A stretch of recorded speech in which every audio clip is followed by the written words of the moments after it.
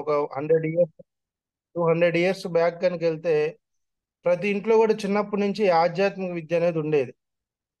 దానివల్ల ఏంటంటే పిల్లలకు ఒక క్లారిటీ ఉండేది. మనం ఏం చేస్తున్నాం, మన ఆలోచనలన్నీ కూడా ఎప్పుడు పిల్లల మీద రుద్దుతూ ఉంటాం. మా పిన్ని కొడుకు అలా అయ్యాడు, మా బాబాయ్ కొడుకు ఇలా అయ్యాడు, మా వాడు కూడా నేను వాళ్ళ యొక్క మనోభావాలను మన పరిగణలోకి తీసుకోం. ఏ కాడికి కూడా వాళ్ళు అలా అయ్యారు, వీళ్ళు ఇలా ఉన్నారు, సో వాళ్ళకన్నా మా పిల్లవాడిని గొప్పవాడిని చేయాలని అనుకోవటంలో అది మీ ప్రేమ. కానీ ఒక్కొక్కసారి ఏమైందంటే అది పిల్లలకి రివర్స్ అయిపోద్ది. ఎందుకంటే వాళ్ళకి కొన్ని కొన్ని వ్యూస్ ఉంటాయి, వాళ్ళ లైఫ్ కొన్ని కొంత పర్సనల్ అంబిషన్స్ ఉంటాయి, వాటిని మనం పట్టించుకోం. సో తద్వారా ఏమైందంటే కంప్లీట్గా వాళ్ళు రివర్స్ అయిపోతారు. నేను ఆర్ఐగా దాదాపు 14 సంవత్సరాలు చేశాను కాలేజెస్లో. పిల్లలతో ఎంతో దగ్గరగా ఉండేవాడిని. నాకు మెడిటేషన్ పరిచయం అవ్వకముందు నేను పిల్లల్ని కూడా అలాగే ట్రీట్ చేసేవాడిని. ఏదైనా వర్క్ చేయకపోయినా బయట నుంచో పెడతాం, తర్వాత పేరెంట్కి వెంటనే కాల్ చేయటం, వీడి మీద పేరెంట్స్ కంప్లైంట్ ఇవ్వటం, ఇలా చేసేవాడిని.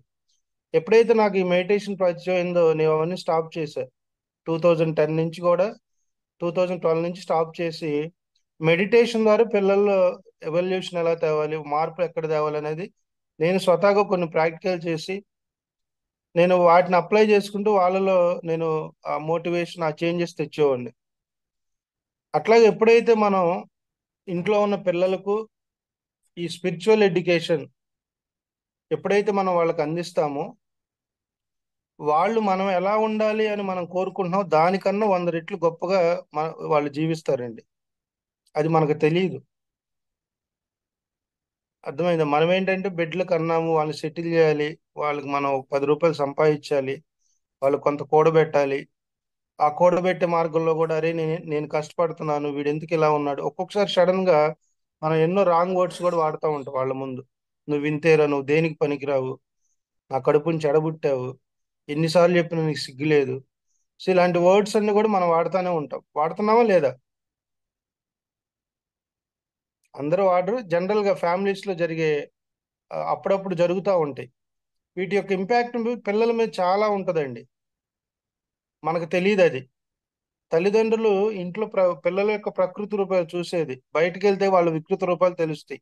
వీటి యొక్క ఇంపాక్ట్ అంతా ఎక్కడ ఉంటుంది అంటే family, family circumstances, family healthy bonding. భార్యాభర్తలు ఇద్దరు ఇంట్లో ఎప్పుడు చిరాగ్గా, కోపంగా, ఒకరికొకరికి సంబంధాలు లేకుండా గనక మనం పిల్లల ముందు గనక మన రిలేషన్స్ అలా ఉంటే ఆ యొక్క ఇంపాక్ట్ వాళ్ళ జీవితాల్లో ఎలా ఉంటుందంటే అది మనం ఊహించలేం. ఆ యొక్క ఇంపాక్ట్ ఎలా ఎప్పుడు తెలుస్తుంది అంటే అట్ ది ఏజ్ ఆఫ్ వాళ్ళు ఒక 35-30లోకి వెళ్ళాక ఆ ఇంపాక్ట్ మనం చూస్తూ ఉంటాం వాళ్ళల్లో. అందుకని ఇక్కడ తల్లిదండ్రుల యొక్క బిహేవియర్, తల్లిదండ్రుల యొక్క ఆలోచనలు, తల్లిదండ్రుల యొక్క నడకే పిల్లల జీవితం అండి. అర్థమైందా? స్కూల్కి వెళ్తే ఏముంది, వాళ్ళు ఎడ్యుకేషన్ నేర్పుతారు, 4 పాఠాలు నేర్పుతారు, పంపిస్తారు. కానీ వీళ్ళ జీవితం యొక్క టోటల్ లైఫ్ ఎసెన్స్ అంతా కూడా ఆ తల్లిదండ్రుల మీదే ఆధారపడి ఉంటుంది. అందుకనే చూడండి, సమాజంలో ఎవరైనా పిల్లలు గొప్పవారైతే అబ్బా మీ తల్లిదండ్రులు ఎంత సంస్కారవంతులు, మీకు ఎంత నేర్పారు అని ఇలాంటివి ఆ, మనం వింటూ ఉంటాం. సో కాబట్టి స్పిరిచువల్ పేరెంటింగ్ లో మనం చిన్నప్పటి నుంచే పిల్లలకి ఈ ఆధ్యాత్మిక విజ్ఞానాన్ని గనక ఇస్తే, ఆత్మ విజ్ఞానాన్ని గనక ఇస్తే వాళ్ళ యొక్క జీవితం ఎంతో అద్భుతంగా ఉంటది. అర్థమైందా? మీరు ఏం కావాలన్నా అవుతారు, కానీ దానికన్నా ఉన్నతంగా అవుతారు. ఇక్కడ నేను చెప్పే పాయింట్ బాగా అర్థం చేసుకోవాలి. తల్లిదండ్రులు తప్పు అని నేను అంటల్లా. పిల్లల్ని కన్నప్పుడు వాళ్ళు ఉన్నతమైన పొజిషన్ లో ఉండాలని ప్రతి తండ్రి ఆలోచిస్తాడు, తల్లి ఆలోచిస్తుంది. కానీ ఆ యొక్క లక్ష్యంలో, ఆ యొక్క దానిలో వాళ్ళ జీవితాలని, వాళ్ళ ధ్యేయాలని, వాళ్ళ ఆశల్ని మనం కనిపెట్టకుండా మన ఆలోచనలతోనే వాళ్ళు నిరంతరం మనం రుద్దుతూ ఉన్నాం. దాని ద్వారా ఏమవుతుందంటే పిల్లలు ఒక రకమైన దీనికి లోనైపోయి వాళ్ళు వాళ్ళ యొక్క సహజ స్థితిని కోల్పోయి నేను నా తండ్రి కోసమే బతుకుతున్నా, నేను నా తల్లి కోసమే బతుకుతున్నా అనే స్థాయికి వచ్చి వాళ్ళు వాళ్ళ జీవితాన్ని కోల్పోతున్నారు. ఇది గమనించాలి. అందుకని ఈరోజు చూడండి, సమాజంలో చిన్న చిన్న విషయాలకి ఆత్మహత్యలు చేసుకుంటున్నారు స్టూడెంట్స్. ఒక చిన్న విషయానికి, ఒక మార్కులు తగ్గితే సూసైడ్ చేసుకునే వాళ్ళు ఉన్నారు. ఒక చిన్న ఎవరన్నా ఏదన్నా అంటే అంత సెన్సిటివ్ మైండ్స్ అయిపోయినాయి ఇప్పుడు. ఇప్పుడు తరాలు మారే కొద్ది పిల్లల్లో కూడా ఎంతో ఎవల్యూషన్ వస్తుంది. ఎన్నో మార్పులు వస్తూ ఉన్నాయి. ఆ మార్పులకు అనుగుణంగా మనం ఎప్పుడైతే మన పిల్లల్ని మనం తీర్చిదిద్దామో అప్పుడే వాళ్ళ జీవితం అనేది ఉన్నతంగా ఉంటది. మనం అది చేయట్లా. సో మనం ఎప్పుడు కూడా మన ఆలోచనతోనే మనం వాళ్ళని మనం ఇచ్చేయటం జరుగుతుంది. సో కాబట్టి స్పిరిచువల్ పేరెంటింగ్ లో ఎవరైతే పిల్లలకి చిన్నప్పటి నుంచి ఈ ధ్యానాన్ని ఆధ్యాత్మికతను మనం అందిస్తామో వాళ్ళకి వాళ్ళ జీవితాల మీద ఒక రకమైన ఒక క్లారిటీ, ఒక స్పష్టత, మనం ఏది అనుకున్నామో ఆ గోల్ను సాధిస్తూనే వాళ్ళు వాళ్ళ జీవితాన్ని ఉన్నతంగా తీర్చిదిద్దుకుంటారు మై డియర్ ఫ్రెండ్స్.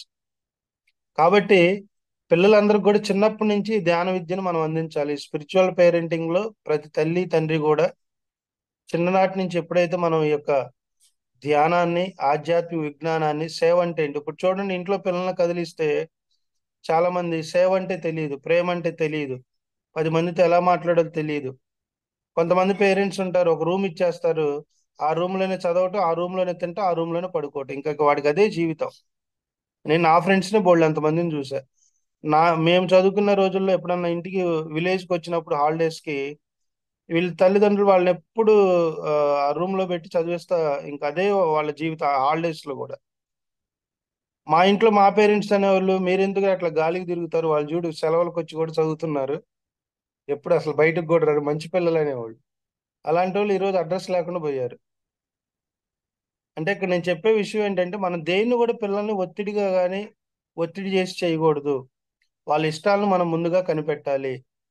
అర్థమైందా? చిన్నప్పటి నుంచే వాళ్ళల్లో కొన్ని రకమైన కొన్ని కొన్ని మాటలతో వాళ్ళలో భయాలను మనం కలిగిస్తూ ఉంటాం. నువ్వు అన్నం తినిపోతే బూచోడు వస్తాడు, నువ్వు సరిగ్గా ఉండకపోతే పోలీసులు పట్టిస్తాను, ఇలాంటి వర్డ్స్ కూడా మనం చిన్నప్పటి నుంచి వాడుతూ ఉంటాం. ఈ ఇంపాక్ట్ అంతా కూడా ఏదైతే చిన్ననాటితనంలో వాళ్ళల్లో మనం ఇవన్నీ సీడ్స్ అన్ని వేస్తామో వాళ్ళకి పెద్ద ఆ ధైర్యం అనేది కోల్పోతారు, వాళ్ళు ఉండదు, మనకు తెలియదు ఆ విషయం. అంటే పేరెంటింగ్ లో అంత మైక్రో లెవెల్లో మనం థింక్ చేయాలి. చూడండి, ఇప్పుడు ఒక మామిడి చెట్టు నాటాము, ఆ మామిడి చెట్టు పెద్ద అయ్యేంత వరకు మనం జాగ్రత్తలు తీసుకోపోతే అది మధ్యలోనే పోద్దా పోదా? మన ఇంట్లో తులసి చెట్టు ఉంటే ఎంత జాగ్రత్తగా చూసుకుంటాం, పొద్దున సాయంత్రం నీళ్లు పోస్తాం, కొంతమంది అయితే పూజలు చేస్తారు, నైవేద్యం పెట్టే వాళ్ళు కూడా ఉంటారు. ఒక చెట్టునే మనం అంత ఆ లెవెల్లో ఆలోచిస్తున్నామంటే మన ఇంట్లో బిడ్డల గురించి మనం ఎంత మైక్రో లెవెల్లో ఆలోచించాలి. మనం డబ్బులు ఇచ్చినా ఇవ్వకపోయినా, సంపదలు ఇచ్చినా ఇవ్వకపోయినా, వాళ్ళకి సరైన జ్ఞానాన్ని గుణాలను కనుక మనం అందజేస్తే 100% వాళ్ళ జీవితాల్లో వాళ్ళు వాళ్ళకి కావాల్సినన్ని వాళ్ళు సంపాదించుకుంటారు. యాజ్ ఎ పేరెంట్ గా మనం ఏం చేస్తున్నాం, ఆస్తులు అంతస్తులు ఇస్తున్నాం, సరైన విధి విధానాలను నేర్పట్ల. చాలా మంది చూడండి ఇళ్లలో వర్క్ బిజీలో పడిపోయి అసలు పిల్లాడు స్కూల్కి వెళ్తున్నారా, అసలు స్కూల్లో ఏం జరుగుతుంది, కాలేజీలో ఏం జరుగుతుంది, మీలో ఎంతమంది ఉన్నారు చెప్పండి, పిల్లలు స్కూల్ నుంచి వెళ్ళి రాగానే డైలీ కూర్చోబెట్టి అమ్మా ఈరోజు ఏం చెప్పారు కాలేజీలో, స్కూల్లో ఏం చెప్పారు నువ్వు అని ఎవరు ఎంతమంది అనాలిసిస్ చేస్తున్నారు చెప్పండి ఒకసారి. ప్రభా గారు, ఇంకా కృష్ణవేణి గారు, ఇంకా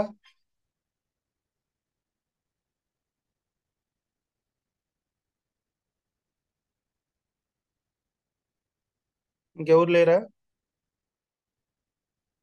మేడం గారు, పార్వతి మేడం.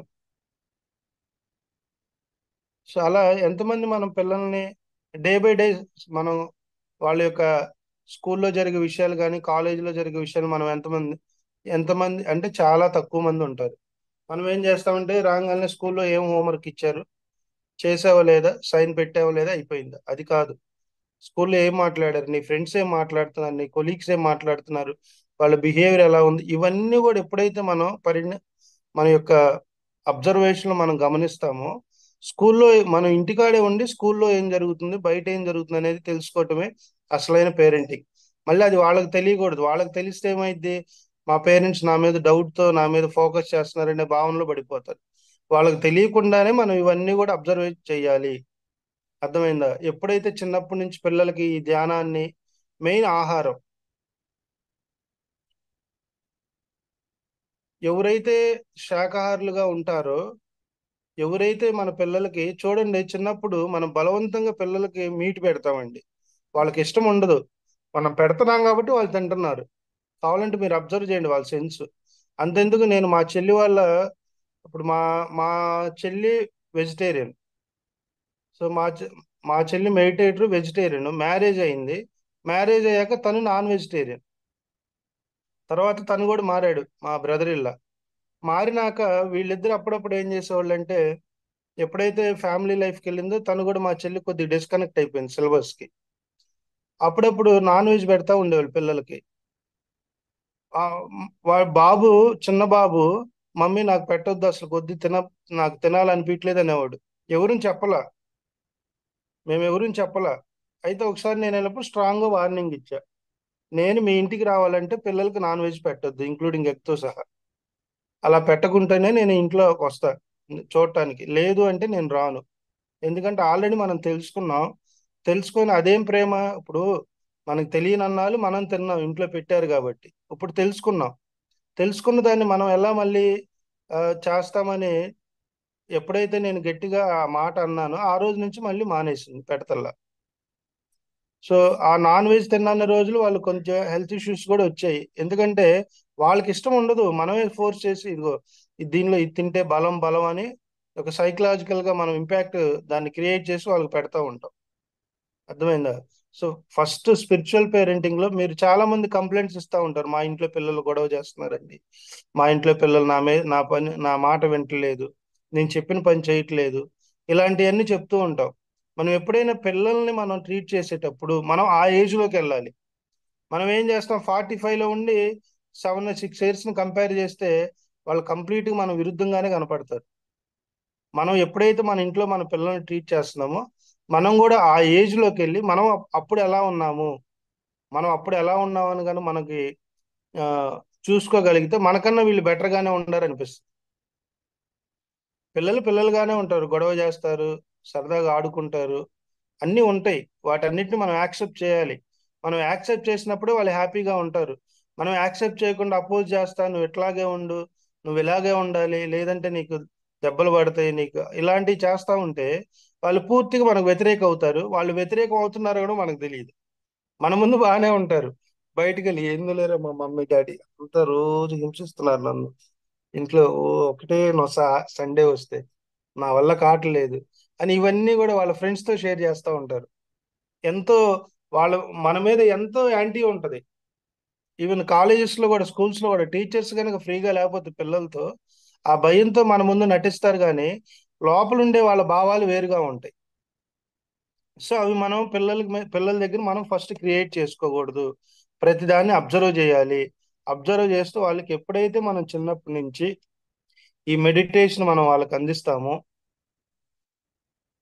వాళ్ళ యొక్క లైఫ్ ఒక క్లారిటీ ఉంటుంది, ఒక స్పష్టత ఉంటుంది, ఒక ధైర్యం వస్తుంది. ఆ, ఒక వాళ్ళకి ఒక అన్ని కూడా పాజిటివ్ యాటిట్యూడ్ తో ఉంటారు. ఒకటి మెడిటేషన్, ఒకటి వెజిటేరియన్, ఈ రెండు ఇస్తే చాలు మనం. అందుకనే మేము స్కూల్స్ కానీ కాలేజ్ కానీ మెడిటేషన్ సెషన్ లో కూడా ఎక్కువ చెప్తా ఉంటాం, మా పిల్లలకు 5 6 సంవత్సరాలు దాటిన వాళ్ళకి ధ్యానం చేయండి. గంటలు గంటలు అవసరం లేదు, ఎందుకంటే వాళ్ళ మైండ్ ఎప్పుడు, మనసు అంతా కూడా వైట్ గా ఉంటది. వాళ్ళకి మనకంటే వయసు పెరిగింది కాబట్టి ఎన్నో పనులు చేస్తూ ఉండు కాబట్టి మనకు తొందరగా కుదరదు. రకరకాల వ్యాపకాలు ఉంటాయి. పిల్లలకి ఏమి ఉండదు.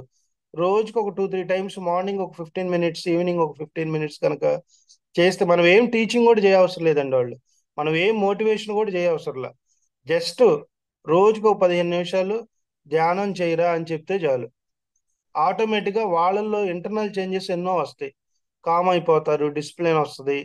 మీరు ఎక్కడెక్కడైతే మీరు ఇబ్బంది పడుతూ ఉంటారో ఆ విషయాలన్నీ ఆటోమేటిక్గా సర్వ్ అవుతూ ఉంటాయి. ఇదంతా కూడా జరిగేది మెడిటేషన్లే, అందుకని మెడిటేషన్లో అంత సైన్స్ ఉంది. సో వెనకట్లో అది ఉండేది, ఇప్పుడు అది లేదు. అందుకని ఇప్పుడు అంతా కూడా, ఇప్పుడు చూడండి పిల్లలు సెటిల్ అయ్యాక, ఇప్పుడు విలేజెస్ లో కూడా ఇంతకు ముందు తల్లిదండ్రులు అంటే, ఇప్పుడు పిల్లలు వెళ్తున్నారు, అమెరికా వెళ్తారు, అక్కడ కొంత సంపాదిస్తారు, ఎక్కడ సిటీలో 2 3 అపార్ట్మెంట్లు కొంటారు, వీళ్ళని కూడా అడిగి వెళ్ళిపోయి అపార్ట్మెంట్లు చూసుకుంటూ అక్కడ ఉండండి అని. సో ఇలాంటివి ఎక్కువైనాయి, కానీ తల్లిదండ్రులు పిల్లల మధ్య ప్రేమ, ఒక సరైన సంబంధ బాంధవ్యాలు ఎప్పుడన్నా, ఆ, ఇంతకు ముందు పండగలు వస్తే అందరు కలిసేవాళ్ళం, ఇప్పుడు కలవటం కూడా లేదు, అంతా ఈ వీడియో కాల్స్ లోను. మ్యారేజ్ కూడా అట్లాగే తయారైనాయి. చాలా వరకు. సో ఇవన్నీ ఎక్కడి నుంచి మార్పులు వస్తున్నాయంటే మన రూట్స్ లో నుంచే, మన నుంచే. కాబట్టి మనం ఎప్పుడైతే మన పిల్లల్ని సరైన విధానంలో వాళ్ళని అవగాహన చేసుకొని మనం కూడా ఆధ్యాత్మిక భావాలతో మనం ఆలోచిస్తూ వాళ్ళకు కొంత స్వేచ్ఛనిస్తూ వాళ్ళ యొక్క మనోభావాలను కూడా మనం ఎప్పుడైతే పరిగణనలు తీసుకొని వాళ్ళు మన ఆ పెంపకాన్ని మనం ముందుకు తీసుకెళ్తామో అప్పుడు వాళ్ళ జీవితాలు కూడా అద్భుతంగా ఉంటాయి. అప్పుడు సో దానికి మనం చేయాల్సింది ఈ స్పిరిచువల్ పేరెంటింగ్ లో చేయాల్సిన రెండే రెండు పద్ధతులు. ఒకటి, పిల్లలందరికీ చిన్నప్పటి నుంచి ధ్యానం నేర్పటం. తర్వాత వాళ్ళకి సరైన ఫుడ్, శాకాహారాన్ని ఇవ్వటం. అప్పుడప్పుడు ఈ ఆధ్యాత్మిక ఈ చాలా మంది సాటర్డే సండే రంగాలు మూవీస్ కి తీసుకెళ్తారు, పార్కులకి తీసుకెళ్తారు. ఏముంటదండి అక్కడ? మూవీస్ లో ఎంత దరిద్రంగా ఉన్నాయండి. కొన్ని కొన్ని మూవీస్ అయితే తల్లిదండ్రులు పిల్లలు చూడని మూవీస్ కూడా మనం తీసుకెళ్తా ఉంటాం. తెలియదు కదా మనకి, అది మన తప్పు కాదు, తెలియదు. ఆ సినిమా చూడంగానే తెలిసిద్ది. దానిలో ఏం చేస్తాడు వీడు? తల్లిదండ్రులకి యాంటీగా ఇది చేస్తా ఉంటాడు. ఈ ఇంపాక్ట్స్ అన్ని వాళ్ళకి పడిపోతాయి. అందుకనే ఎప్పుడైనా హాలిడే వస్తే పిల్లల్ని చక్కగా ప్రకృతిలోకి తీసుకెళ్ళటం, ఒక మంచి ఆశ్రమానికి తీసుకెళ్ళటం, లేదంటే ఒక టెంపుల్, ఎక్కడో చాటికి ఇలాంటి వాళ్ళకి ఏదైతే మంచి లక్షణాలు మనం కలగజేస్తాం. సినిమా చూపియొద్దని కదా, చూపించండి అప్పుడప్పుడు. థియేటర్స్ తీసుకెళ్లాల్సిన అవసరం ఏం లేదు కదా. ఎప్పుడైతే ఈ చిన్నప్పటి నుంచే మనం కొద్దిగా అప్పుడప్పుడు ఆ సండేస్ వచ్చినప్పుడు, హాలిడేస్ వచ్చినప్పుడు ఆశ్రమ వాతావరణాలకు, లేదంటే మంచి ప్రకృతిలోకి, నేచర్లోకి తీసుకెళ్ళి కొంచెం ఇలాంటి చిన్నప్పటి నుంచే కనుక వాళ్ళలో ఆ భావాలను కలిగిస్తే వాళ్ళ లైఫ్ కూడా చాలా అద్భుతంగా ఉంటది. తర్వాత మీ లైఫ్ కూడా అద్భుతంగా ఉంటది, ఎక్కడ ఏ టెన్షన్స్ లేకుండా. చూడండి, ఈ రోజు పిల్లలు సెటిల్ అయినా కూడా లక్షలు సంపాదించే వాళ్ళు కూడా ఇంకా తల్లిదండ్రులు వాళ్ళు, పిల్లలు లక్షలు సంపాదిస్తున్నప్పటికి నెలకి ఇంకా మానసికంగా ఎంతో క్షోభను అనుభవిస్తున్నారు తల్లిదండ్రులు. అలా చాలా మంది ఉన్నారు సమాజంలో. వాళ్ళ ఫ్యామిలీ లైఫ్ సరిగ్గా లేక, పిల్లలు పుట్టినాక వాళ్ళకి వీళ్ళ క్లాషెస్ వచ్చి, ఇవన్నీ ఎక్కడి నుంచి వస్తున్నాయి? సరైన జ్ఞానం లేక, సరైన అవగాహన లేక.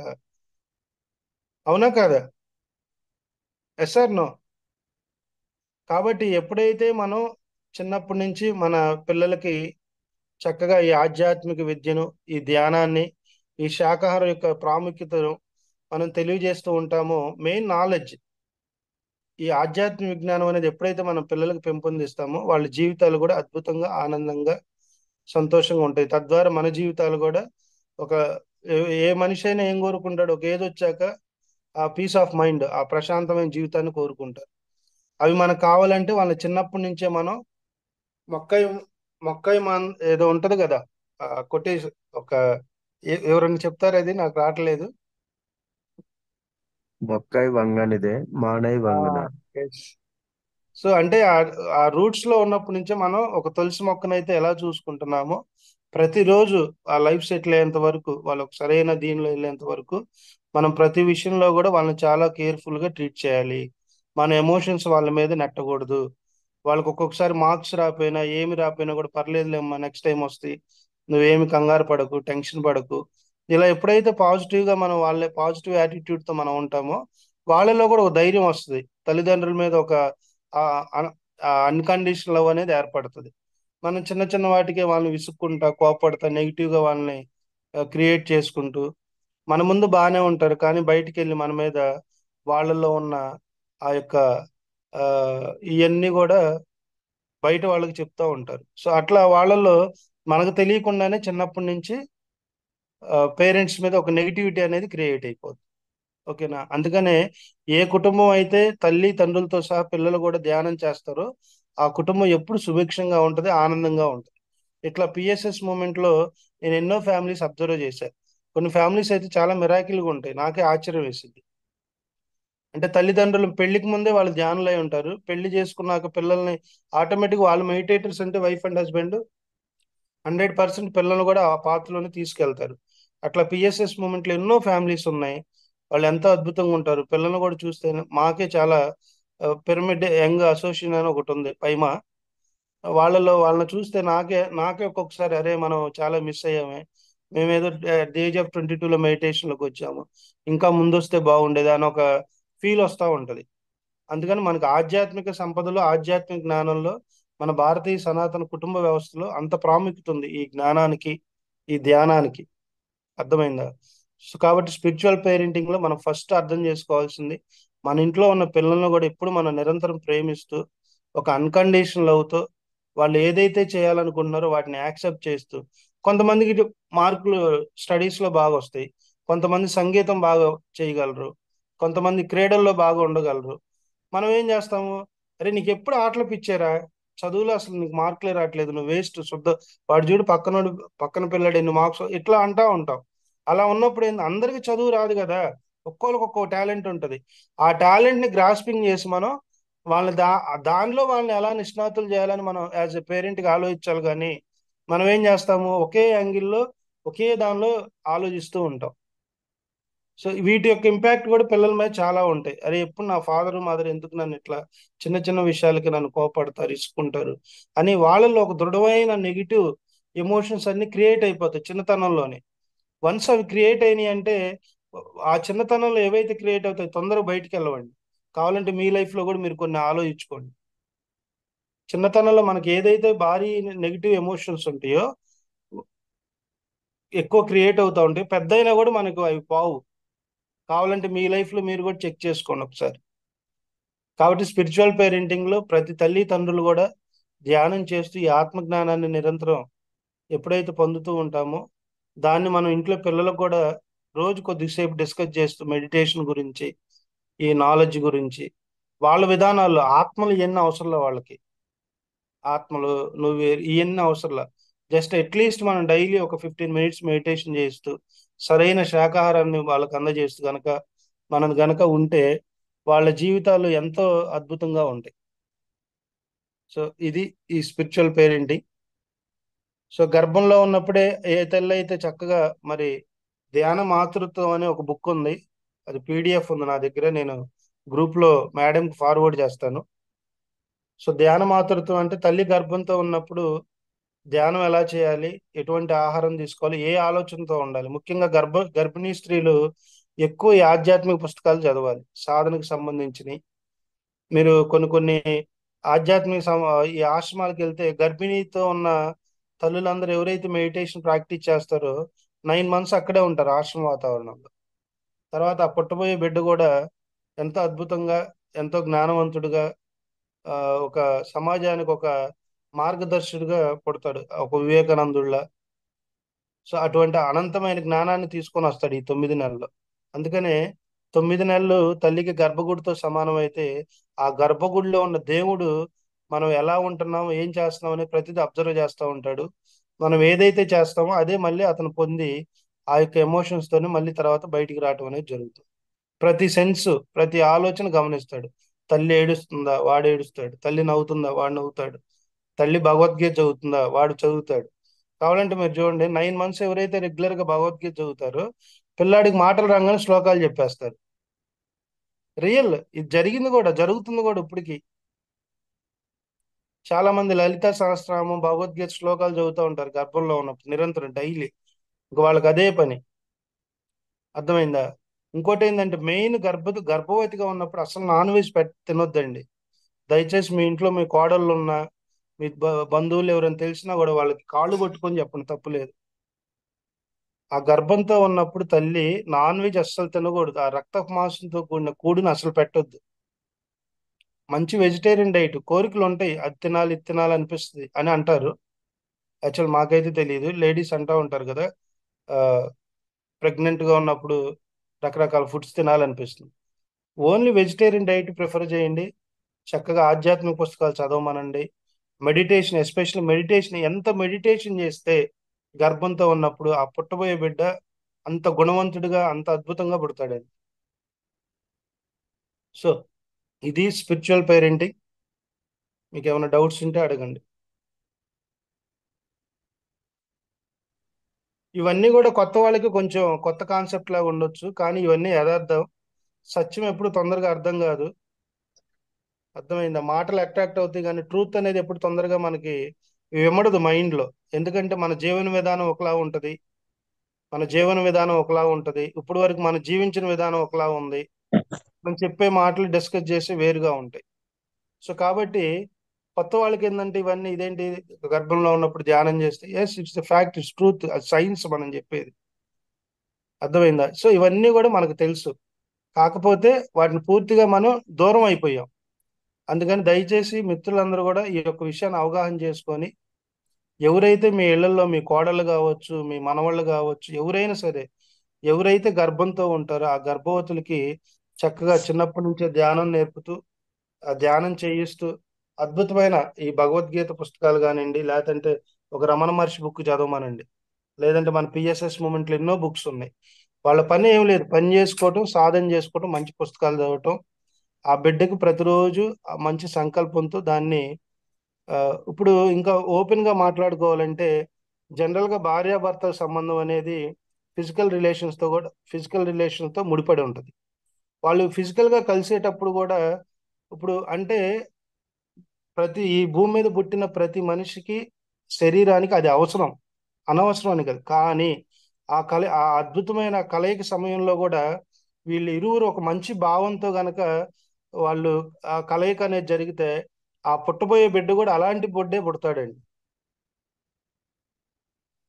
మా భార్యాభర్తల వల్ల నా పుట్టబోయే బిడ్డ ఒక అద్భుతమైన జ్ఞానవంతుడిగా నా నా భార్య కడుపున జన్మించాలి. ఈ భావంతో గనక మనం వెళ్తూ ఉంటే ఖచ్చితంగా అటువంటి భావాలతో కలిగిన పిల్లలే మనకు పుడతారండి. వన్స్ వాళ్ళు గర్భంలో పడినాక తల్లి నిరంతరం ధ్యాన సాధన చేస్తూ, నిరంతరం శాకాహారిగా ఉంటూ, చక్కగా ఈ అద్భుతమైన ఆధ్యాత్మిక గ్రంథాలను గనక చదివితే, ఆ పిల్లలు బయటకు వచ్చినప్పుడు కూడా అదే జ్ఞానవంతులుగా ఉంటారు. సో ఇది స్పిరిచువల్ పేరెంటింగ్. దీని మీద మీకు ఏ డౌట్స్ ఉన్నా అడగండి, మొహమాట పడద్దు.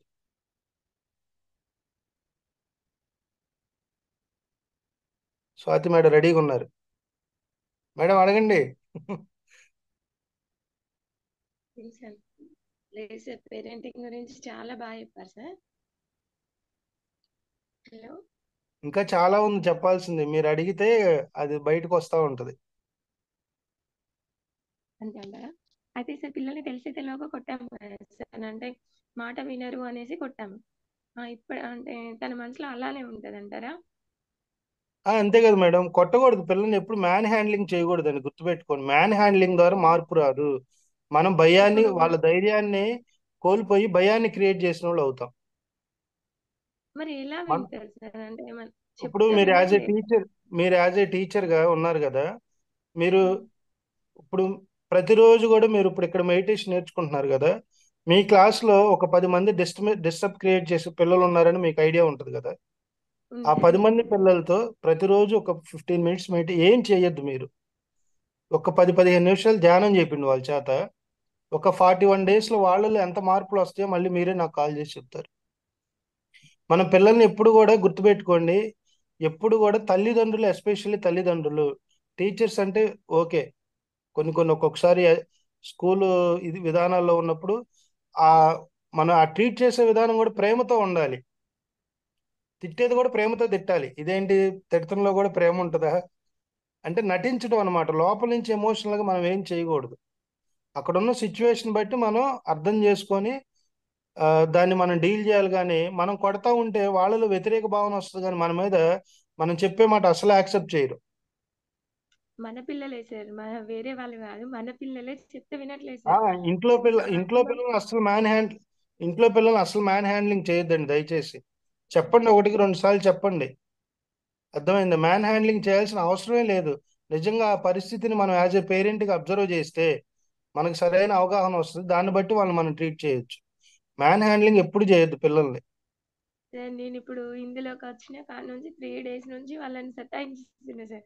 కూర్చో కూర్చో అని అంటే, ఆహా మమ్మీ నో నో నో అనేసి వెళ్తున్నారు. అస్సలు కూర్చోవట్లేదు సార్. అంటే అది బెదిరించినా కూడా, అంతే అవుతుంది. ఆ, అది ఏం లేదమ్మా, అంటే మనం చెప్పే ధ్యానం కళ్ళు మూసుకునే కన్నా వాళ్ళ భాషలో మనం చెప్పాలి. ఎలా రామ్మా చెప్పాలి సార్ మరి? కూర్చోమ్మా, కళ్ళు కళ్ళు మూసుకుంటే అన్ని కనపడతాయి అంట, రేపు నీకు ఎగ్జామ్స్ లో వచ్చి క్వశ్చన్స్ కూడా కనపడతాయి అంట, ఒకసారి కళ్ళు మూసుకొని చూడు, దీన్ని గమనించు.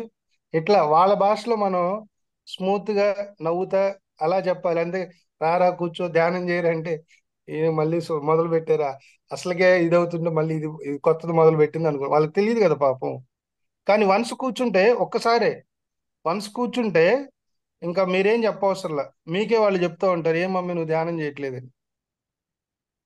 ఆ కూర్చోబెట్టేంత వరకు దాన్ని కూడా వాళ్ళ భాషలో చెప్పాలి. రామ్మ కూర్చోరా, ఎందుకు ఏం కాదు, చక్కగా ఒక నిమిషం కూర్చో, సరే 15 మినిట్స్ 1 మినిట్ కూర్చో, అబ్జర్వ్ చేయి, బ్రెత్ని అబ్జర్వ్ చేయి, నీ క్వశ్చన్స్ కనపడతాయి అంట, మార్క్స్ కనపడతాయి అంట, నీకు ఇవాళ స్కూల్లో జరిగే విషయాలు కూడా కనపడతాయి అంట.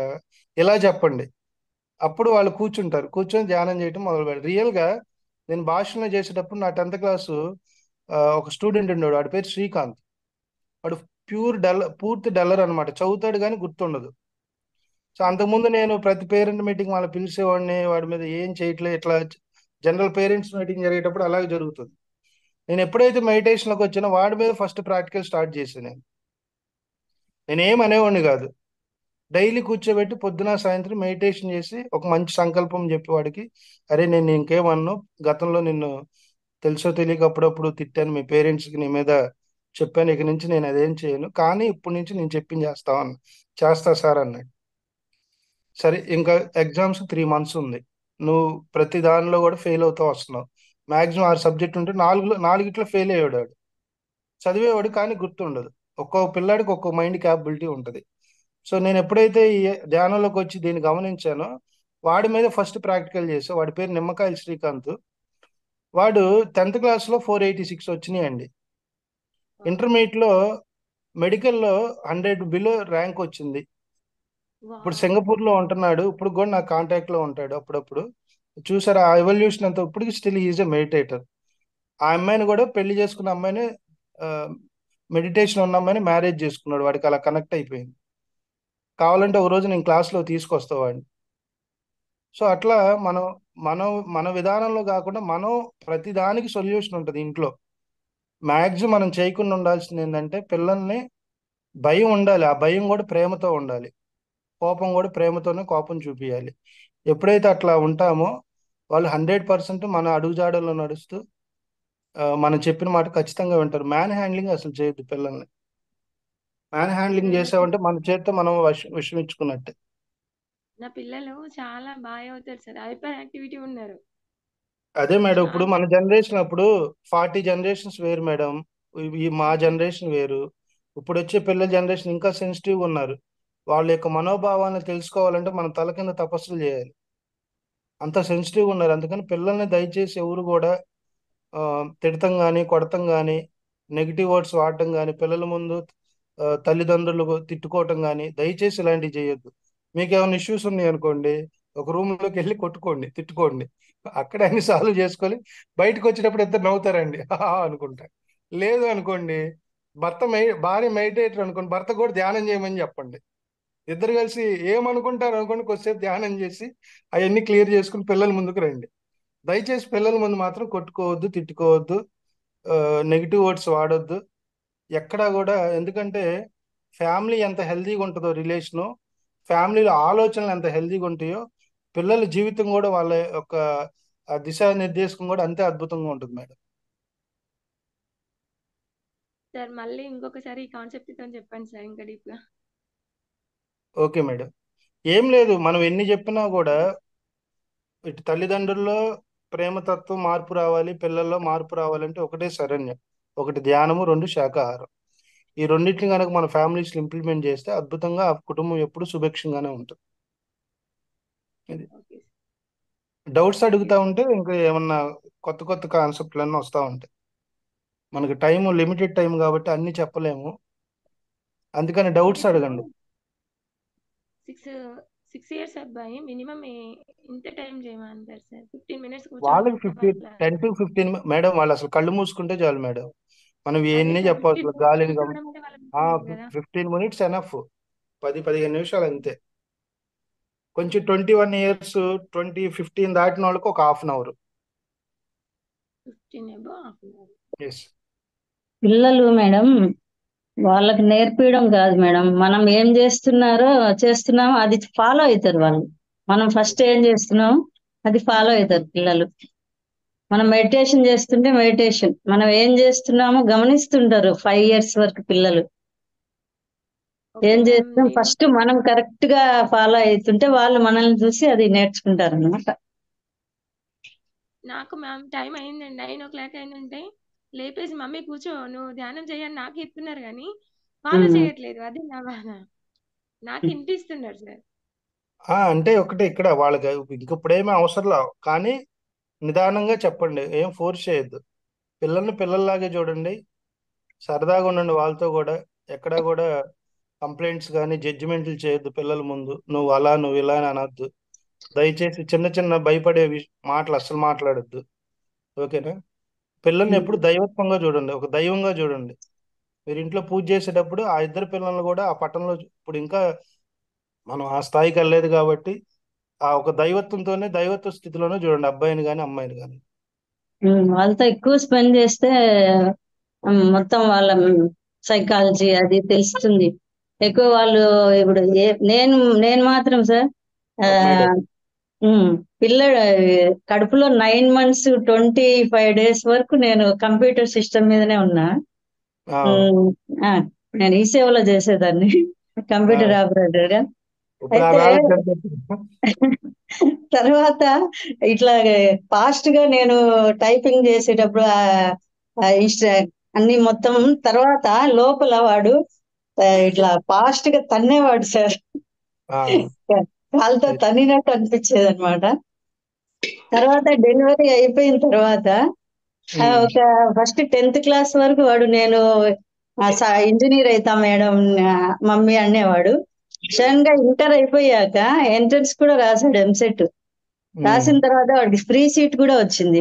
కానీ వాడు సడన్ గా డైవర్ట్ అయిపోయాడు సార్. యానిమేషన్ కోర్స్ చేస్తా మమ్మీ అని అందులో అటు సైడ్ వెళ్ళిపోయాడు. ఆ, సరే నీ ఇష్టం నాన్న, నీకు ఏది ఇంట్రెస్ట్ ఉందో అదే చేసేసేయని యానిమేషన్ కోర్స్ లో జాయిన్ అయిపోయాడు. ఇప్పుడు 19 years ఓన్లీ. ఎడిటింగ్ చేస్తాడు సార్ వాడు. ఓకే. మొత్తం ఎడిటింగ్ అదంతా చేస్తాడు. ఆ మ్యూజిక్ ఫీల్డ్ లో ఇంట్రెస్ట్ అన్నమాట వాడికి. నేను ఓకే. అలాగే వాడిని ఆ ప్రోత్సహించిన. సెకండ్ వాడు ఏంటంటే ఇంటర్ బైపీసీ తీసుకున్నాడు. రెండో వాడు నేను డాక్టర్ అయితా మమ్మీ, డాక్టర్ అయితా అన్నాడు. ఇంటర్ అయిపోయాక వాడి ఒపీనియన్ మారిపోయింది అనమాట. నేను బీసీఏ తీసుకున్నాను సార్. ఇప్పుడు ఫస్ట్ ఇయర్ డిగ్రీ చేరాడు. సాఫ్ట్వేర్ ఫీల్డ్ లోకి వెళ్తా మమ్మీ అన్నాడు. ఓకే, ఆయనకి ఇష్టం ప్రకారమే నేను నీ ఇష్టం ప్రకారం ఆయనకి ఏది ఇంట్రెస్ట్ అదే కదా మనం ఎంకరేజ్ చేయాలి. అలాగే వెళ్తున్నాడు సార్. ఓకే మేడం, పిల్లలు గ్రేట్. ఏంటంటే వాళ్ళు ఫస్ట్ నుంచి నేను చిన్నప్పటి నుంచి ఏంటంటే వాళ్ళు ఆ షటిల్ ఆడుతుంటే నేను వాళ్ళతో పాటు షటిల్ ఆడడం, క్యారమ్స్ ఆడితే వాళ్ళతో కలిసి ఆడడం, చెస్ ఆడుతుంటే వాళ్ళతో, అట్లా నేను వాళ్ళతోనే ఎక్కువ స్పెండ్ చేసేదాన్ని. నేను జాబ్ కూడా మానేశాను సార్. మానేసి ఓకే. ఎక్కువ వాళ్ళతోనే స్పెండ్ చేసేదాన్ని. ఇప్పటికి కూడా ఒక చిన్నది కూడా విషయము నాతో షేర్ చేసుకోకుండా ఏం చేయలేరు పిల్లలు. డిపెండ్, మొత్తం డిపెండ్ అన్నమాట నా మీదనే. అది చాలా ఏదైనా ఎదురు కూడా చెప్పారు సార్. ఇంతవరకు ఒక దెబ్బ కూడా వేయలేదు నేను పిల్లలతో. పిల్లలతో ఎక్సలెంట్. పాటు నేను కూడా వాళ్ళతో డాన్స్ చేస్తుంటా. వాళ్ళు కూడా అట్లా ఉంటారు సార్ పిల్లలు. Excellent madam, excellent. ఆ, నిజంగా రియల్ పేరెంటింగ్ లో అలాగే ఉండాలి మేడం.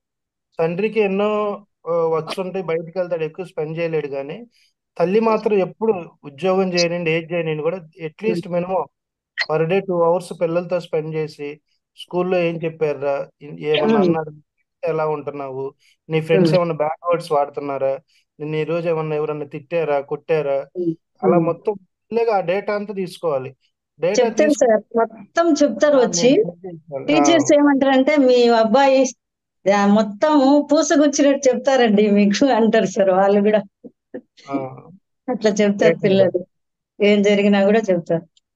అదంతా అంటే లాగా. ఫస్ట్ లో ఎల్కేజీ నుంచి వాళ్ళు సత్యసాయి స్కూల్లో ఉన్నారు సార్. వాళ్ళు అక్కడ ఏంటంటే కొంచెం బాగా బాగుంటది, అవును. స్పిరిచువాలిటీ, మెడిటేషన్ అని అవి చాలా యాక్టివిటీస్ అట్లా ఉండేటివి. స్టార్టింగ్ లోనే వాళ్ళకి అట్లా అలవాటు అయిపోయింది. నేను కూడా ఎక్కువ రామకృష్ణ మఠంకి అట్లా వెళ్ళేదాన్ని 20 years ఓకే. బ్యాక్ నుంచి. మళ్ళీ 2008 లో ఏమో బిక్సిపతి సార్ వాళ్ళ దాంట్లో నేను మెడిటేషన్ అది చేస్తా ఉన్నాను, కంటిన్యూగా చేస్తూనే ఉన్నాను. 20లో ఏంటంటే ఇందులోకి వచ్చాను నేను. ఈ అదే మా తమ్ముడు చనిపోయాక నేను వంశీ సార్ వీడియోస్ అవి చూస్తూ ఉన్నాను. అప్పుడు నేను ఓకే. మరణం తర్వాత ఏంటి అది నేను చాలా బాధలో ఉన్నాను. అప్పుడు ఇందులోకి వచ్చాక నేను ఇంకా కొంచెం బాగా మెడిటేషన్ ఎక్కువగా చేస్తూ ఉన్నాను. కొంచెం పిల్లలు కూడా ఈ నాన్ వెజ్ అది ఇది మానేశారు సార్. చిన్నోడు అసలు ఫస్ట్ నుంచి తిన్నాడు, పెద్దోడు తినేవాడు, వాడు కూడా కొంచెం ఈ మధ్య కాలంలో మానేసి. Great madam, great. ఓకే. నమస్తే సార్. నమస్తే మేడం. చాలా అద్భుతంగా చెప్పారు సార్. స్పిరిచువల్ పేరెంటింగ్ చాలా ఆ, బాగుంది క్లాసు. నిజమే సార్. ఇప్పుడు ధ్యానంలోకి వచ్చాక ధ్యానంలోకి రాకముందు అని రెండు జీవితాలు ఉంటాయి. ఉమ్, ధ్యానంలోకి వస్తే ఆ పిల్లలు వాళ్ళకి ఇప్పుడు ధ్యానంలోకి వచ్చింటారు. పాపము తెలియదు వాళ్ళకు పిల్లలకు ఎట్లా ఏంటి అని. వాళ్ళు ధ్యానంలో కూర్చొని మా పిల్లలు ఇలా ఉండాలని సంకల్పం చేసుకుంటే వాళ్ళు కూడా ధ్యానంలోకి వస్తారు అవును చక్కగా. అది ముందే తెలుసుకున్న వాళ్ళైతే అంటే ఏమంటాము, పెళ్లి కాక ముందే ధ్యానంలోకి వచ్చింటే చక్కగా వాళ్ళు అలా పెళ్లి అవుతూనే 41 రోజుల మండల దీక్ష అంటారు కదా సార్. అవును అలా నా మండల దీక్ష లాగా చేసి మాకు సంతానం కావాలి అని చేసుకుంటే ఆ సోల్స్ కూడా గ్రేట్ మాస్టర్స్ ఉంటారు. ఇలాంటి గర్భము అనేది చూసుకొని వస్తారు అంటారు సార్. చాలా గ్రేట్ మాస్టర్స్ ఉంటారు. అవును అలాంటి వాళ్ళు రావాలి అంటే ఆ గర్భం కూడా అంతే శుద్ధి అయి ఉండాలి అంటారు. అట్లాంటప్పుడు అవును అంత దీక్షగా వాళ్ళు భార్యాభర్త ఇద్దరు 41 మండల దీక్ష లాగా ధ్యానం చేసి అప్పుడు అవును పిల్లల కోసం ప్రయత్నం చేస్తే అలాంటి గొప్ప గొప్ప సోల్స్ అనేది ఈ ప్రెగ్నెన్సీలోకి వస్తాయి. అలాగే వాళ్ళిద్దరూ దగ్గరగా ఉన్న టైంలో మీరు చెప్పినట్టు దగ్గరగా ఉన్న టైంలో కూడా మాకు ఎలాంటి పిల్లలు కావాలి అని సంకల్పం చేసుకొని దగ్గర అవుతారు. ఆ పిల్లలు కూడా అలాంటి సోల్స్ కూడా వస్తాయి అని చెప్తారు. చాలా గ్రేట్ గా ఉంటుంది. అవును వాళ్ళు అవును. అది అంటే అది పెళ్లి కాకముందే వాళ్ళు ఆధ్యాత్మికంగా ఉంటే. యాక్చువల్ గా మేడం ఇప్పుడు ఆ ఫిజికల్ నీడ్ అనేది కూడా ఒక కోరికతోనే భర్తల ఆ, కలయిక ఉంటది కానీ అది అసలు ఎందుకు మనం ఈ సృష్టి అది మనకి క్రియేట్ చేసింది, అని తెలుసుకోలేరు సో సార్. నిజమే. ఏం సంకల్పించుకోవాలనే అవగాహన ఉండదు చాలా మందికి. ఉండదు. అదే పెళ్లి కాకముందు ఫిజికల్ నీడ్ వచ్చిన వాళ్ళకైతే తెలుసుకుంటారు సార్. అవును మేడం. వాళ్ళకి ఇప్పుడు ఒక ప్రహ్లాదుల వారు ఉన్నారు, గొప్ప ఎస్. వాళ్ళు. వాళ్ళు గర్భంతో ఉన్నప్పుడే నారదముని ద్వారా ఆ ఆ ఉపదేశాన్ని పొందినారు. అలాగే అవును ఆ, అర్జునుల ద్వారా అభిమన్యులు కూడా గర్భంలో అంటే అంత స్పిరిచువల్ గా ఉంటే ఆ గర్భం కూడా అంత గొప్ప వాళ్ళ గర్భంలోకి వస్తారు. కాచుకొని ఉంటారంట మాస్టర్స్. అంత అవును అంటే పెళ్లి కాక ముందు వస్తే వాళ్ళు ఆ పిల్లల్ని కూడా అంతే స్పిరిచువల్ గా తీసుకొని వస్తారు అనేసి చాలా బాగా అవును మేడం. చెప్పారు. అంటే ఇప్పుడు వచ్చిన వాళ్ళు మాకు ఆల్రెడీ అయిపోయింది, వచ్చిన వాళ్ళు ఏం చేయాలంటే ఆ పిల్లల కోసం మనం ధ్యానం చేయడమే అంతే. వాళ్ళు కూడా మంచిగా రావాలి, మా పిల్లలు ధ్యానం చేయాలి అని సంకల్పం చేసుకొని ధ్యానం చేస్తే వాళ్ళకు కూడా ఆ భావాలు వస్తాయి. మంచిగా అనిపిస్తుంది, పిల్లలు బాగుండాలి అనేసి. చాలా చక్కగా చెప్పారు sir. Thank you. Thank you madam. మీరు కూడా మంచి మెసేజ్ ఇచ్చారు. థ్యాంక్ యూ ఇంకేమైనా సార్. డౌట్స్ ఉంటే అడగండి. సుమా మేడం డౌట్స్ అడగాలి. పూజిత గారు వీళ్ళందరూ షూర్. ఆఫీస్కి వెళ్ళే టైం అనుకుంటా. ఓకే. సో ఎనీవే చక్కగా ఈ యొక్క స్పిరిచువల్ పేరెంటింగ్ లో అతి ముఖ్యమైన మొదటి 2 సూత్రాలు వచ్చేసి, ఒకటి పిల్లలకి ధ్యానం నేర్పటం. ఒకవేళ వాళ్ళు ధ్యానం అనేది బలవంతంగా నేర్పకపోయినా మనం ధ్యానం చేసినప్పుడు మన యొక్క ఆలోచన తరంగాలన్నీ కూడా ఇంట్లో ఉంటాయి కాబట్టి ఆటోమేటిక్ వాళ్ళలో చేంజెస్ వస్తాయి. నేను ఎప్పుడైనా మా సిస్టర్ వాళ్ళ ఇంటికి వెళ్ళాను అనుకోండి, నేను ధ్యానంలో కూర్చుంటా వాళ్ళ దేవుడి గదిలో. ఆటోమేటిక్ పిల్లలు ఇద్దరు వచ్చేసి నా పక్కన కూర్చుంటారు. నేను చెప్పను వాళ్ళకి, చింటూ రా ధ్యానం చేయమని చెప్పను. నేను ఎప్పుడైతే కూర్చుంటానో ఆటోమేటిక్ వాళ్ళు డోర్ తీసుకొని ఇద్దరు అనుకుంటారు, నేను వింటా ఉంటాను అనమాట. మామయ్య ధ్యానం చేస్తాం, మనం కూడా వెళ్ళి అంటే మనం ఏదైతే చేస్తామో ఆటోమేటిక్ వాళ్ళు చేస్తారు. దానిలో కూడా వాళ్ళేమి మనం ఫోర్స్ చేయాల్సిన పని లేదు. సో ఫస్ట్ వచ్చేసి పిల్లలకి మెడిటేషన్ నేర్పటం. రెండోది వచ్చేసి వాళ్ళని వెజిటేరియన్స్ గా తయారు చేయటం. మనం చిన్నప్పటి నుంచి వాళ్ళకి మంచి వెజిటేరియన్ డైట్ ఇవ్వటం. మూడోది వచ్చేసి పిల్లల్లో మనం భయాలు క్రియేట్ చేసే ఆలోచనలు కానీ మాటలు కానీ మనం అసలు మాట్లాడకూడదు. అర్థమైందా? ఆ ఇంపాక్ట్ అంతా కూడా వాళ్ళ మీద ఉంటది. వాళ్ళు ఏది చేసినా కూడా యాక్సెప్ట్ చేయండి ఫస్ట్. చిన్నతనంలో ఏది చేసినా కూడా యాక్సెప్ట్ చేయండి. యాక్సెప్ట్ చేసి వాళ్ళలో ఉన్న నైపుణ్యత ఏముందో మనం కనిపెట్టి దాన్ని మనం సరైన విధానంలో కనుక తీసుకెళ్తా ఉంటే వాళ్ళ జీవితాలు అద్భుతంగా ఉంటాయి. ఓకేనా? సో ఇది సార్ ఈ రోజు సెషన్. చెప్పండి అమ్మా. చిన్న పిల్లలు అంటే మనం మార్చొచ్చు సార్. ఇప్పుడు ఆ, 19-20 years పిల్లల్ని ధ్యానంలోకి ఎలా మార్చాలి సార్? వాళ్ళు చేంజ్ అవ్వలేరు కదా సార్. ఎవరు మేడం? 9. నేను స్వప్నాను సార్. చెప్పండి మేడం, చెప్పండి. నమస్కారం సార్. ఏం లేదు నమస్తే సార్, మేడం. పిల్లలు అంటే చెప్తే మారుతారు, కానీ 18-20 years పిల్లలు ఎక్కడ వింటారు సార్? వినరు కదా ధ్యానంలోకి వింటారు మేడం, వింటారు. అది ఎలా సార్? వినడం లేదు సార్ మా ఇంట్లో. మీ ఇంట్లో మీ చేత చెప్పియద్దు, ఎవరో ఒక మాస్టర్ చేత చెప్పేయండి. ఏం వస్తుంది ఎందుకంటే అసలు మనం ఇప్పుడు మన ఇంటి కూర మనకు నచ్చదు, పొరుగింటి కూర బాగుంటది అన్నట్టుగా ఇప్పుడు మనం పిల్లలకి ఎప్పుడు రెగ్యులర్ గా ఇంట్లో కనపడతా ఉంటాం కదా. సో ఆ, మన మాట అంత తొందరగా తీసుకోలేరు. అది సహజంగా ఎవరైనా మీ కుటుంబంలోనే కాదు, ఈ ప్రతి ఫ్యామిలీలో జరిగేదే. మనం ఏదన్నా మంచి చెప్తున్నా కూడా ఏంట్రా పొద్దున్నే మొదలు పెట్టారు సోది బా అని అనుకుంటారు వాళ్ళు. అనుకుంటే కూడా అదే అనుకుంటారు వాళ్ళు. ఆ మనం ఈ విషయాన్ని వేరే వాళ్ళ చేత చెప్పేయండి, ఒక మాస్టర్ చేత చెప్పేయండి, అర్థం అసలు వాళ్ళు మెడిటేషన్ నీడే కాదని తెలుసుకొని మనం ఎప్పుడైతే అది వాళ్ళతో చెప్పిస్తా ఉంటాం ఆటోమేటిక్ గా వాళ్ళు వింటారు. వినకపోవడం అనేది ఏమీ ఉండదు. అసలు ఆ థాటే రానియద్దు, వింటారు. కాకపోతే మీరు చెప్పినప్పుడు విన్నప్పుడు ఇంకో వేరే వాళ్ళ చేత చెప్పడానికి ప్రయత్నం చేయండి. ఓకే. ఎందుకంటే వాళ్ళు అసలు వినడానికే రెడీగా లేరు. మా చిన్న అబ్బాయిది కొంచెం ప్రాబ్లం ఉంది, సబ్జెక్ట్స్ వెళ్ళిపోయాయి, ఎక్కడ సెట్ అవ్వడం లేదు. వాడే బాగా ఆలోచనలో పడ్డాడు, ఏం చేయాలి ఏం చేయాలి అని చెప్పేసి. ఇది చేస్తే అప్పుడు మీరేం చెప్పాలంటే మెడిటేషన్ చేస్తే అన్ని ఈజీ అయిపోతాయిరా, నీకు ఏదైతే లోడ్ ఉందో మైండ్ లో అదంతా కూడా జీరో అయిపోద్ది, అందుకని నేను ధ్యానం చేయమంటున్నాను. ఇది సబ్జెక్ట్ చదివేది కాదు, పెంచేది కాదు, నీకున్న లోడుని తగ్గించే ప్రాసెస్ ఇది. సో కాబట్టి ఒకసారి ఒక 10 days 11 days చేసి చూడమ్మా, తర్వాత నీకు ఇష్టం ఉంటే కంటిన్యూ చేయి, లేకపోతే వదిలేని అట్లా చెప్పండి. నీ ధ్యానం చేస్తే నువ్వే చికెన్ మటన్ అన్ని వదిలేసినావు, పోమ్మకో ఎవడు వదులుతారు, ఇవన్నీ ఎవరు చేస్తారు, ఈ మటన్ చికెన్ వదిలేసి మరి అన్ని ఇలా నువ్వు తిన ఉండాలంటే అవుతుంది నువ్వు అని అంటుంది. నువ్వు తినద్దమ్మా, నువ్వు ఆపేయమని నేను చెప్పను. ఫస్ట్ అయితే మెడిటేషన్ చెయ్యి, నీ ఆ, ఇష్టం వచ్చినట్టు నువ్వు ఉండు. మెడిటేషన్ ప్రాక్టీస్ చేయి, ఆటోమేటిక్ వాళ్ళే మానేస్తారు కొన్ని రోజుల తర్వాత. బాడీ యాక్సెప్ట్ చేయదు. నిజంగా రియల్ గా మెడిటేటర్ 41 days చేస్తే తర్వాత నాన్ వెజ్ అనేది బాడీలో యాక్సెప్టెన్స్ ఇవ్వదు, ఆటోమేటిక్ రిజెక్ట్ చేస్తూ ఉంటుంది లోపల నుంచి. సరే. అదైతే రైట్. Yes madam. అయితే వాడికే కొంచెం డబ్బులు ఎక్కువ అయిపోతుంది, సబ్జెక్ట్స్ పోయినాయి, ఇంట్లో ఉన్నాడు, టెన్షన్ ఎక్కువ తీసుకుంటున్నాడు. ఇప్పుడు కొంచెం భయం అవుతుంది వాళ్ళ గురించి కూడా చాలా. ఏం లేదు, రోజుకు మీరు ఇదే ఒక్కొక్కటే చెప్పండి. నీకు మార్కులు రావాలన్నా ఈ ఇదంతా పోవాలన్నా కూడా డైలీ నేను చెప్పినట్టు ఒక 11 days చెయ్యి. తర్వాత నీకు ఇష్టం ఉంటే చెయ్యి, లేదంటే ఆగిపోని. మనం అట్లా మోటివేట్ చేసిన బలవంతంగా మనం చెప్తే వినరు మేడం. వాళ్ళ రూట్లోకి మనం వెళ్ళాలి, వాళ్ళ రూట్లోకి మనం వెళ్ళి మనం మన రూట్లోకి తెచ్చుకోవాలి. అది చిన్న కాన్సెప్ట్. ఏమైందంటే సార్, నేను వాడు ఇంటర్ తీసుకుంటా అంటే అప్పుడు కరోనా టైంలో ఇంటర్ వద్దులే, పాలిటెక్నిక్ అయితే ఫ్యూచర్ చాలా బాగుంటది కదా అని చెప్పి నేను పాలిటెక్నిక్ ఇప్పించాను సార్ వానికి. వాడు మీరు ఏంటంటే ఫ్యూచర్ మీరు బాగుంటుందని ఎలా క్రియేట్ చేస్తారు? అదే ఇప్పుడు చెప్తుంది.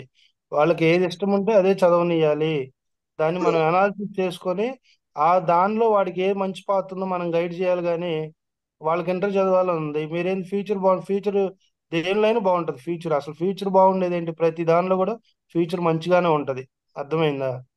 ఆ, ప్రతి ప్రొఫెషన్ లో కూడా ఫ్యూచర్ బాగానే ఉంటది మేడం. ఒక ప్రొఫెషన్ గొప్ప, ఒక ప్రొఫెషన్ బాగోదని కాదు. కాదా అంటే లేదని ఎంచుకున్న చెప్పి ఎందుకు ఎంచుకున్న ప్రొఫెషనల్లో మనం ఎలా నిష్ణాతులు అవ్వాలనేది ఒక ప్లానింగ్ మన చేతుల్లో ఉంటది. ప్రతి ప్రొఫెషన్ గొప్పదే, అర్థమైందా? అందుకని పిల్లల్ని వాళ్ళకి ఇష్టం ఉన్నదే చేయనియాలి. మనం అపోజ్ చేసి నీ ఫ్యూచర్ అది బాగోదు ఇది బాగుంటది అంటే వాళ్ళకి అయిష్టంగానే జాయిన్ అవుతారు. మీకోసం జాయిన్ అయ్యారు, మీకోసం చదువుతారు, ఇంకా అక్కడ వాళ్ళకి తృప్తి, ఇది సాటిస్ఫాక్షన్ ఎక్కడ ఉంటుంది? లేదు సార్, అదే లేకనే వాడి సబ్జెక్ట్స్ పోయినాయి, వాడు చాలా టెన్షన్ అవుతున్నాడు. ఇప్పుడు మేము అది మరి ఎవరు చేసిన తప్పు? ఏం చేస్తాం తప్పు సార్, అందుకే ఏం అనలేకపోతున్నా సార్. పిల్లల్ని ఫోర్స్ చేయొద్దు, ఏం పర్లా. ఇంటర్ అయిపోయినాక బీటెక్ జాయిన్ అవుతారు లేరా, ఏదో అయిపోయింది కదా పొరపాటు, ఈసారి మీరు ఏది కావాలంటే అది చదువుతురు. కొంచెంసేపు మెడిటేషన్ చేయండి, మెడిటేషన్ చేస్తే ఆ బ్యాక్లాగ్స్ అన్ని కూడా అయిపోతాయి. ఏం ఎక్కువ టెన్షన్ తీసుకోవద్దని ఇట్లా మోటివేట్ చేయండి, ఓకేనా?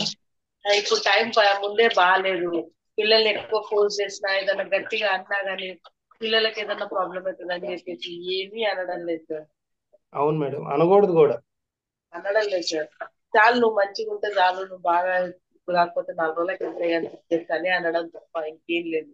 వాడే ఫీల్ అయిపోతుండు, అన్నయ్య సెట్ అవుతుంది నేను సెట్ అవ్వడం లేదు, అన్నయ్య సెట్ అవుతుంది నేను సెట్ అవ్వడం లేదు. కొంచెంసేపు మెడిటేషన్ చేయండి, అన్ని పోతాయి, ఓకేనా? ఓకే సార్, థ్యాంక్ యూ అండి. Okay madam, thank you. నేను ఒకసారి మీతో మాట్లాడిస్తాను sir. Sure madam, sure. Thank so you అండి. ఓకే ఫ్రెండ్స్, ఇది ఈరోజు సెషన్. ఆల్రెడీ 7 అవుతుంది. ఏం hero? Okay madam. So thank you అందరూ sir. Thank you madam, thank you. So ఒక 5 minutes మెడిటేషన్ చేసి ఈరోజు ఈ సెషన్ క్లోజ్ చేద్దాం. సార్ సో రేపు సార్ భగవద్గీత ఉంటది, చెప్పండి మేడం. సార్ మా బాబు చిన్న మీ బాబు బాబా? Hello, hi hi hero. What is your name? Mummy, very good. Sir వినపడుతుందా? ఓకే, సూర్య వెరీ సార్ గుడ్. చెప్తున్నాడు. ఓకే మీరు మేడం. చెప్పండి సార్ ఒకసారి. ఓకే. ఏంటి మేడం?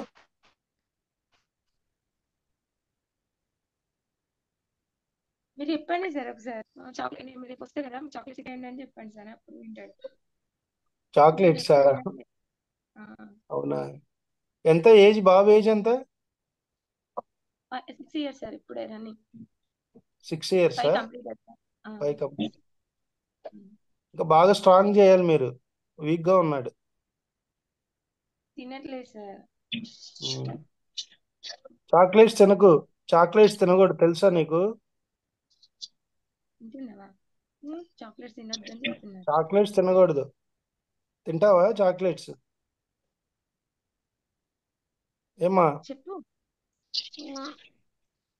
Very chocolates good. ఏముండవు సార్, ఫ్రూట్స్ ఎక్కువ యూజ్ చేస్తాము. ఫ్రూట్స్ బాదం. చాక్లెట్స్ లో కూడా తినద్దనే కన్నా న్యాచురల్ గా ఉండే ఉన్నాయి మేడం. అంటే ఏమీ లేకుండా ఇప్పుడు చాలా రకాలు వస్తున్నాయి. న్యాచురల్ గా ఆర్గానిక్ చాక్లెట్స్ అని రకరకాలు ఉన్నాయి ఇప్పుడు మార్కెట్ లో. వాటికి ఏంటంటే పిల్లలకి సైడ్ ఎఫెక్ట్ ఏమి ఉండదు. నేను యూజ్ చేసేది ఇంట్లోనే ప్రిపేర్ చేస్తాను సార్, దాదాపు ఇంట్లోనే ప్రిపేర్ చేసి అవే తింటారు. అవునా మేడం? ఓకే. నువ్వులు, పల్లీలు, బాదం, కాజు, పిస్తా ఇవే కంప్లీట్ చేస్తాను సార్. కానీ ఓకే. నేను తిన్నా తినకుండా ఇదే పొజిషన్ లో ఉంటారు. అంటే ఏజ్ పెరిగే కొద్ది కొద్దిగా వస్తుందిలేండి, కొంతమంది బాడీ తత్వం కూడా ఉంటుంది ఇంకా పెద్ద పిల్లలు. ఇంకా పెద్ద బాబు ఇంకా చాలా సన్నం ఉంటాడు సార్. ఓకే. Okay, bye. సూర్య మాట్లాడు. Bye Surya. Right friends, okay. Okay so ఇది ఈరోజు సెషన్. ఒక 5 minutes మెడిటేషన్ చేద్దాం. మెడిటేషన్ చేసి మనం ఈరోజు సెషన్ క్లోజ్ చేసుకుందాం. సో రేపు నుంచి భగవద్గీత 2 days ఉంటుంది. డాక్టర్ ఎడ్లపల్లి మోహన్ రావు గారు గీతా అవధాని దాదాపు 3000 మరియు గీతా యజ్ఞాలు చేశాడు. రేపు ఇక నుంచి జరిగే క్లాసులు ఎవరు మిస్ అవ్వద్దు. చాలా వాల్యుబుల్ మెసేజెస్ ఉంటాయి వాటిల్లో. సో కాబట్టి రేపు అందరూ కూడా క్లాస్కి టైంకి అటెండ్ అవ్వండి. ధ్యానంలో కూర్చుందాం హాయిగా, కళ్ళు 2 మూసేద్దాం. మన శ్వాస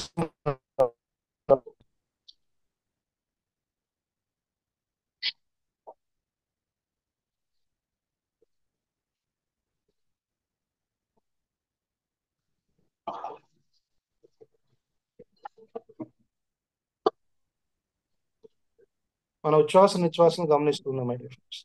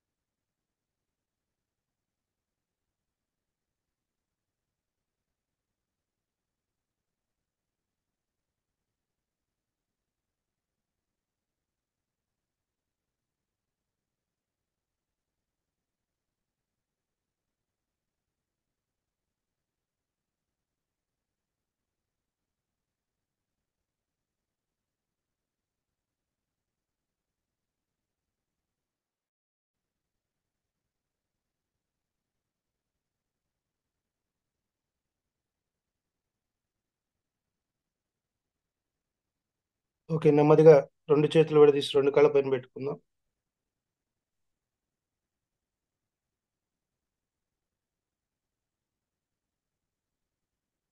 కళ్ళు 2 తెరుస్తూ 2 అరచేతులను చూసుకుందాం.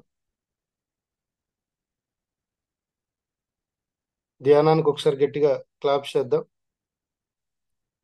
ఈ ధ్యానాన్ని మనకు అందించిన జగద్గురు బ్రహ్మర్షి పితామహ పత్రిజీకి, సమస్త గురుమండలికి, ప్రకృతి మాతకు, విశ్వానికి, మన కన్న తల్లిదండ్రులకు, మరి ముఖ్యంగా మనకి ఇటువంటి చక్కటి ప్లాట్ఫామ్ ఇచ్చిన మహావతార్ ఫౌండేషన్కు, రంగనాథ్ గారికి మనం మనస్ఫూర్తిగా ఒకసారి కృతజ్ఞతలు తెలియజేసుకుంటూ, ఈరోజు మనందరి ఛాలెంజ్, మనం ఏ పని చేస్తున్నామో దాని మీదే 100% అక్కడే ఉండాలి. అంటే ఇప్పుడు తింటున్నాం అనుకోండి, తినే దాని మీదే మనం పూర్తి ఏకాగ్రత పెట్టాలి. ఇంక వేరే ఆలోచన ఏమీ రాకూడదు మైండ్లోకి.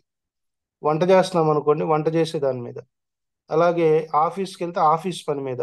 అంటే మనం ఏ పని చేస్తున్నామో దాని మీద సంపూర్ణంగా 100% ఎఫెక్ట్ పెట్టి పని చేయటమే ఈరోజు మన ఛాలెంజ్. ఓకేనా? సో రేపు ఎల్లుండి భగవద్గీత క్లాస్ ఎవరు మిస్ అవ్వద్దు, చాలా అద్భుతంగా ఉంటుంది. అందరికీ శుభదినం. Thank you, thank you, thank you. Madam, thank you sir. Thank you. Thank you.